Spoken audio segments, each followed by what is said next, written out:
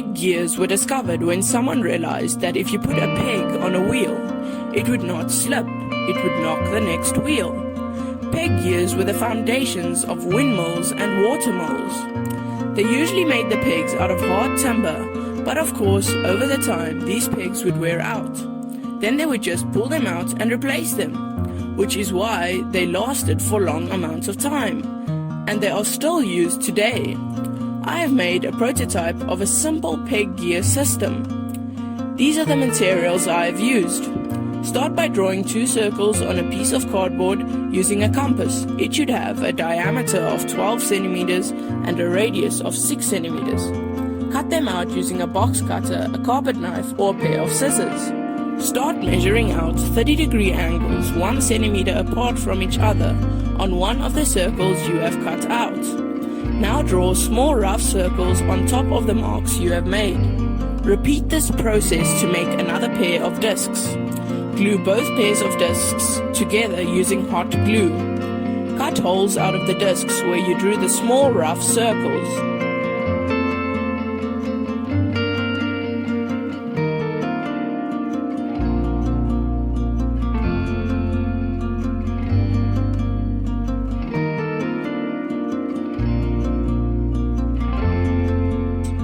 Now roll a piece of paper very tightly around a dowel, and then seal the end with some hot glue. Repeat this process 9 more times.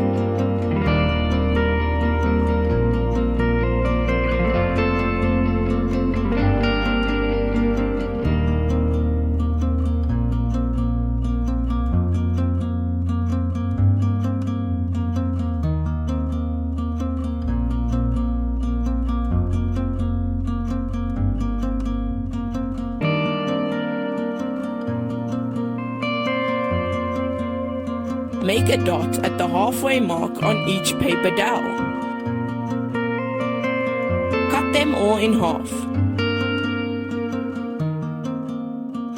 Stick the paper dowels into the holes on one of the discs you made earlier. It should be quite a tight fit. Put the other disc on top, forming your first gear. Repeat this process to make your second gear. Now, to make the big gear or driver gear, start by drawing a circle with a diameter of 20 centimeters and a radius of 10. Mark spots where you will stick the pegs in every 3 centimeters. To measure how long your pegs need to be, put the peg into one of the gears you have made and then rotate the gear until the peg comes out again.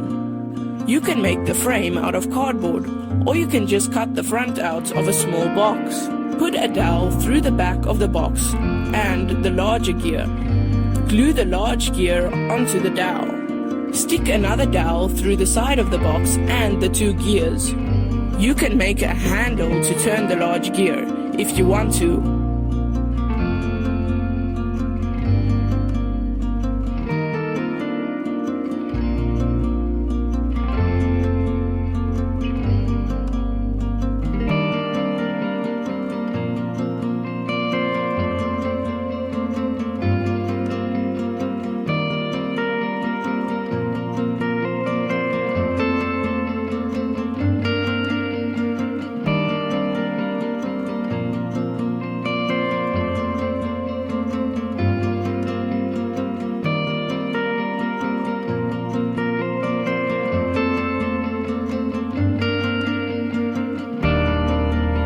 Okay, let's do some calculations.